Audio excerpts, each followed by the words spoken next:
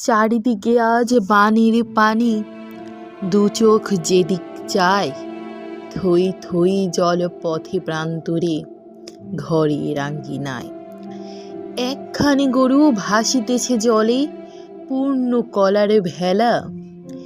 একখানি ঘর জলের ভেতর, একটি দেওয়াল হেলা। কোলে চঞ্চল ছোট্ট শিশু, নারী বুড়ো বুড়ি, আবক্ষ জলে জোয়ানেরা চলে, ত্যাগী নিজ ঘর বাড়ি। লক্ষ্যবিহীন গন্তব্য, শুধু খুঁজে মোরে ডাঙ্গা, তাঁবুর আশায় ভুলিয়াছে তার আপন ঘরটি ভাঙ্গা।